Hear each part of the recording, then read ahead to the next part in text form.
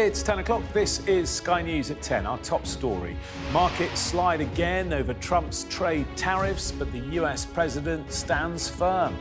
We've been ripped off and taken advantage of by many countries over the years, and can't do it anymore. Just can't do it anymore. Can't be the stupid people anymore. Here, the Prime Minister calls on the country to rise together to face the instability that tariffs are provoking. That is a huge challenge for our future, and the global economic consequences could be profound. Also tonight, Israel says its forces shot aid workers in Gaza because of a perceived threat. But the Red Crescent demands an independent investigation. And a baby girl called Amy becomes the first child to be born from a womb transplant in the UK. Plus, we'll take a first look at tomorrow's front pages in our press preview from 10:30 right through till midnight.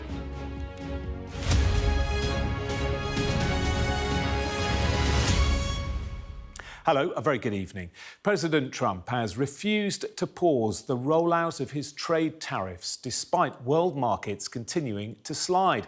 He said it was an honour to implement the policy because other countries had taken advantage of the United States for too long. And Mr. Trump went further, threatening China with even higher tariffs if Beijing fails to withdraw its own retaliatory trade measures. But despite his tough stance, global markets are continuing to fall. In the UK, the FTSE 100 closed down 4.38%. In the United States, the Dow Jones Industrial Average closed down 0.91%, rallying after early losses, and the S&P 500 closed down 0.23%, recovering after dropping almost 5% during the day's trading. Well, in a moment, we'll examine the UK's response to the volatility on the markets and how the burgeoning trade war could affect the economy in the months to come. But first, our US correspondent James Matthews reports from the White House on a US president determined to press ahead with his plans. Another day, another bell on the New York Stock Exchange, and smiles over substance. The real picture here, again, was jaw-dropping. Donald Trump had a Monday morning date with the LA Dodgers baseball team, World Series winners. You did a big number. As world markets fell yet further, the president wasn't for turning. In a Truth Social post, he threatened China that if it didn't withdraw its 34% retaliation tariffs, the United States will impose additional tariffs on China of 50%. Will you do a 90-day pause? Would you consider that? Or Bill, yeah, you know, I think that the president is going Market volatility was writ large when this interview was written up as Donald Trump considering a 90-day pause on tariffs, only for the White House to dismiss it as fake news. In the markets, the picture brightened briefly. In this colour by numbers, the numbers coloured it red, then green, then red again. If that was the stock market as a spectator sport, so, in part, was this. Israel's Benjamin Netanyahu was the first world leader to visit the White House since the tariff announcement. Mr. President, will you discuss tariffs on Israel? For his country, it's 17%. What price a reduction? We will eliminate the trade deficit with the United States. We intend to do it very quickly. We think it's the right thing to do. And we're going to also eliminate trade barriers, a variety of trade barriers that have been put up unnecessarily. We've been ripped off and taken advantage of by many countries over the years, and can't do it anymore. Just can't do it anymore. Can't be the stupid people anymore. In all of this, there are the politics. Republicans in Congress have voiced concern at where a Republican president is taking them. And Bill Ackman, a billionaire who helped to fund the Trump campaign, has called for a pause in tariffs, warning of what he calls a self-induced economic nuclear winter. And then there's the first buddy, Elon Musk, who has appeared to part ways with the presidential line. But I think it comes from some minds in South America. He posted this on X, having given an interview supporting a free trade zone between Europe and North America. The operation of the free market is so essential not only to promote productive efficiency, but even more, to foster harmony and peace among the peoples of the world. I think we're doing a great job. Donald Trump used this encounter to confirm he wasn't considering a pause in tariffs. For many, it is a hard reality over reassurance. James Matthews, Sky News, in Washington. Well, the Prime Minister warned this afternoon that the economic turbulence prompted by Mr Trump's tariffs presented a huge challenge to the UK's future. Speaking at a Jaguar Land Rover plant in the West Midlands, Sir Keir Starmer called for the country to rise together to face a new era of global insecurity. Our Deputy Political Editor, Sam Coates, was there and sent this report. The cutting edge of British manufacturing, the front line of the new global trade war. The Prime Minister here at Jaguar Land Rover, attempting to reassure an industry and the nation that he's on their side. Nobody is pretending that tariffs are good news. You know that better than anyone. That is a huge challenge for our future, and the global economic consequences could be profound. Growth is Keir Starmer's #1 mission. As he spoke, the US stock markets opened down badly. A global threat to his top goal. This is a changing and completely new world, an era where old assumptions, which we've long taken for granted, simply don't apply any longer. He doesn't believe this crisis is going to end quickly, and he knows that'll require more government intervention. We have your back. This government will not just sit back and hope. That is how politics has failed you in recent years, sort of attempting to manage crises without fundamental change just leads to managed decline. But real support costs money, and the government's self-imposed borrowing rules leave next to no wiggle room. Can they survive this crisis? Can you say, without hesitation, that you will keep Rachel Reeves' fiscal rules exactly as they are for the whole of the Parliament and not come back at any point and say events mean that they need changing? Well, Sam, this is a moment for stepping us up, as I've just said. It was a very straight question. The Prime Minister spoke for 90 seconds without ever actually answering it. This was the closest he came. The reaction to the challenges of the last few days is not for us to say, well, the first thing we'll now do is to put one side our fiscal rules. But still, that wasn't a guarantee they won't be ditched. Really important steps today for our country. Thank you. In previous economic crises, the government has reached for a big bazooka to support business. But we currently tax so much and we borrow so much, that's just not possible this time. Now the government says it wants to do other things to help business. The Chancellor's message, she'll do what she can. Today we are going further with new measures to support car manufacturers decarbonise in a way that is sustainable and good for jobs in Britain. That means delaying a ban on hybrid cars and more flexibility to meet electric targets, yet more uncertainty for battery firms and those building charging points. But in factories across the country, there is a need for reassurance. We're all concerned. There's a large proportion of our vehicle manufacture that does go out to the States. So we're really concerned that we don't want that to be constrained in any way, shape or form. The hope is that we get to a point where, we get back to a free trade agreement. If this ban can't sort it, the cost of tariffs could be higher prices, lower pensions and fewer jobs. He knows how high the stakes are. Sam Coates, Sky News, Solihull.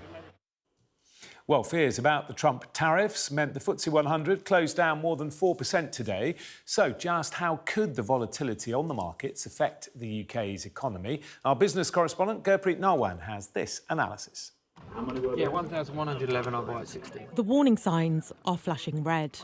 Stocks are in freefall. Money is pouring into safe havens instead. Traders navigating markets thrown into turmoil by a volatile US president.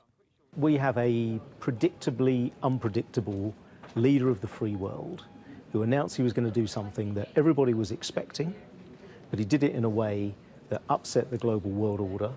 It was indiscriminate, it was wide-ranging. So what does that cause? Massive uncertainty. And when you get massive uncertainty, you get a markdown in prices. And you see this huge fall in indices. And this is what massive uncertainty looks like. This is Wall Street's VIX index, also known as the fear gauge. It measures how much traders are willing to pay for insurance against price swings. It tells us how much volatility they're expecting in the US stock market over the next 30 days. And things, well, they haven't been this volatile since the pandemic back in 2020, and before that, the financial crisis of 2008, and both of them were followed by recessions. So more volatility to come, as if we haven't had enough of that already. Donald Trump announced his sweeping tariffs policy last Wednesday, and whatever cautious optimism traders may have had was swiftly shattered. Stock markets across the world plummeted. And after a brief respite over the weekend, well, they're still falling. Here in London, the FTSE 100 in the blue, that was down 4.38% today, while Germany's DAX in the yellow fell 4.26%. And Asian markets fared even worse. China's Shanghai Composite Index lost 7% on Monday, its worst day in 5 years. And this shows us how things have moved since Trump was elected. But let's set it all in a wider context. For the FTSE 100, we have seen bigger falls than this. Black Monday back in 1987 being the big one, but it does rank among them. And things haven't even bottomed out yet. In fact, they could still get worse. The really, really bad scenarios of a full-blown global trade war with multiple retaliation is not priced by markets currently. The FTSE 100 is only 5% lower than it was on January the 1st. That's not the sort of stock market fall you would expect to see in a full-blown trade war. Trump's first presidency gave us a president who cared about the success of stock markets. Well, those very markets have given his tariff policy a clear vote of no confidence. And still, he's not backing down. For Trump, this is the storm before the calm. He says he is willing to weather it to the very end. But markets are hoping he might still change course. Let's go straight to the White House. Join our US correspondent, Mark Stone. So, Mark, the market's incredibly jumpy, but the president digging in his heels. Yeah, and as Gurpreet just said there, she referenced his first presidency. This feels so wholly different from his first presidency, where those around him back then warned him against doing some of the stuff he is doing now. He didn't necessarily follow through in the way that he is now doing. In that news conference with Prime Minister Benjamin Netanyahu, he was so clear about his strategy that he believes it's the right thing to do. And he went on to say that he was proud of what he is doing, despite the impact that it is having on the stock market. There was due to be a much broader news conference with, 100 or so journalists asking questions of both men. That was cancelled, and instead we had a much smaller gathering of pooled media who were asking rather fewer questions. But Netanyahu, remember, came here, yes, to talk about Iran, and we'll discuss that in a moment, and to talk about Gaza. Not much discussion of that, it has to be said. But he came because he wanted to get rid of the 17% tariffs which America imposed on Israel last Wednesday. He came away without having that removed, despite offering to remove all tariffs that American goods pay when they go to Israel. So if any countries were looking for some clarity on whether or not Trump is willing to remove the tariffs, whether they be 10% on Britain or much higher on many other countries, well, tonight they are none the wiser. It is very confusing, with different members of the Trump administration saying entirely different, indeed contradictory things about what Trump may or may not do. And I've been watching some of his staff here at the White House through the course of the day. They are showing no concern at all about what the stock markets are doing. Yeah, so plenty of confusion about tariffs, but there was some clarity today about Iran, as you say, the confirmation for the first time that talks are taking place. Yes, this is all about trying to prevent Iran from getting a nuclear weapon. It always seems to be the case that they are moments away from achieving that. Clearly, Israel has been the cheerleader for many, many years, saying that Iran must not be able to get a nuclear weapon.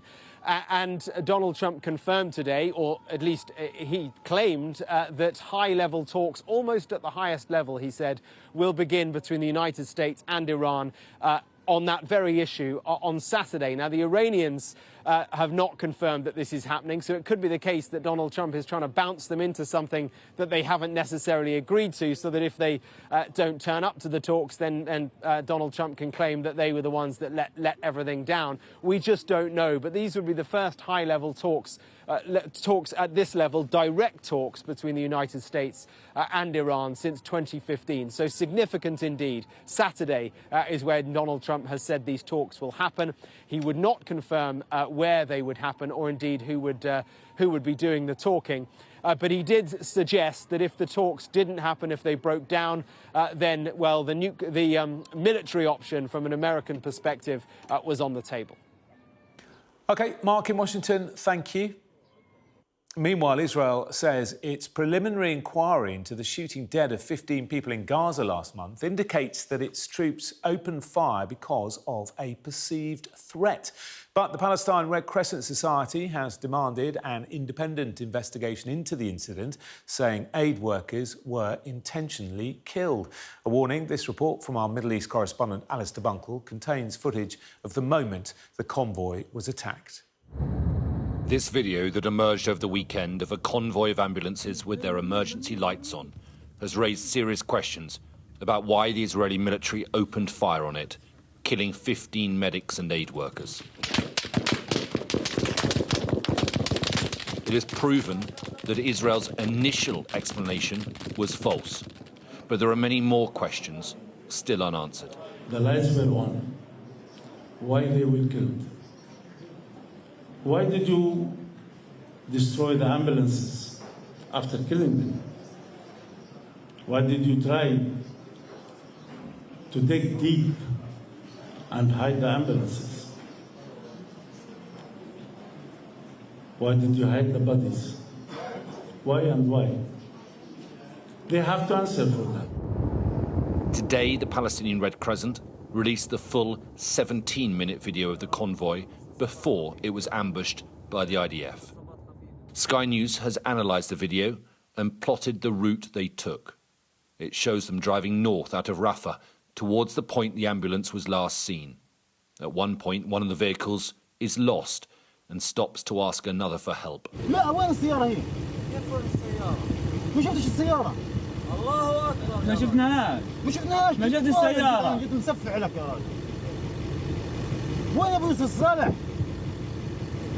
صالح السيارة ورا؟ يا راجل استنى بدنا نستنى كمان سيارات.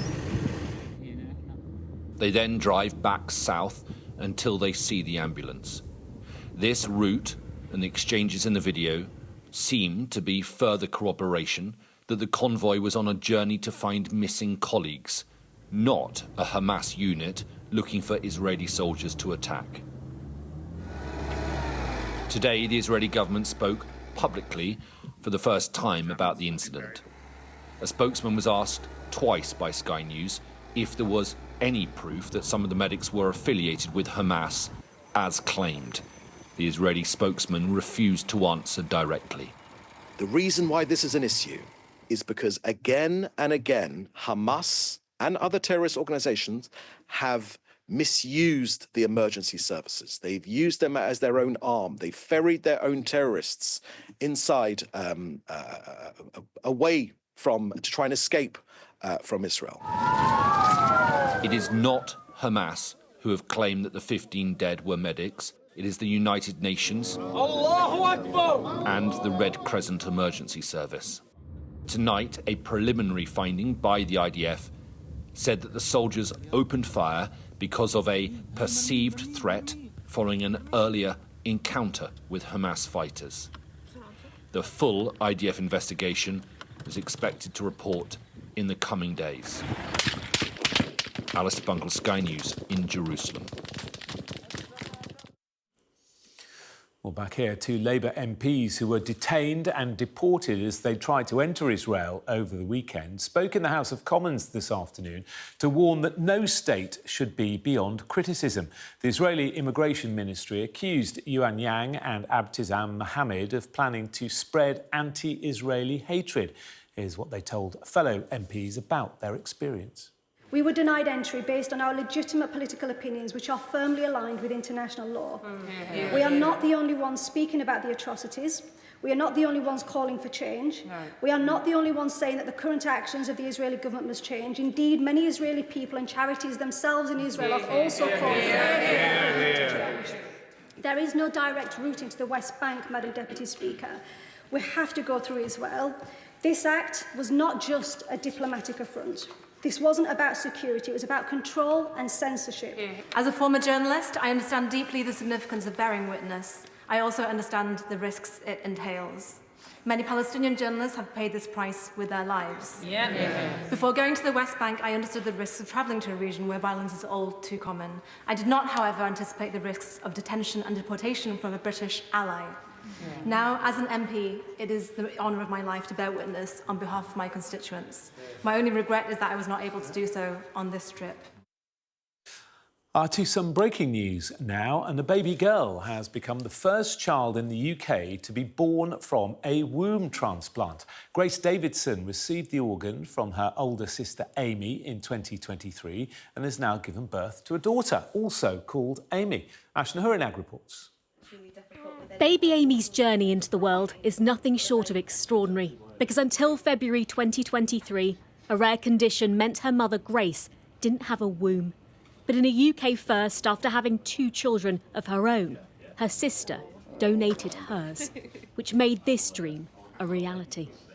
Grace had always been the most maternal out of the siblings, and it just felt incredibly unfair that she was struggling the way that she was, and for my journey to have been so easy and lovely, and knowing how just wonderful it was, there was no question that I wanted to be there for her.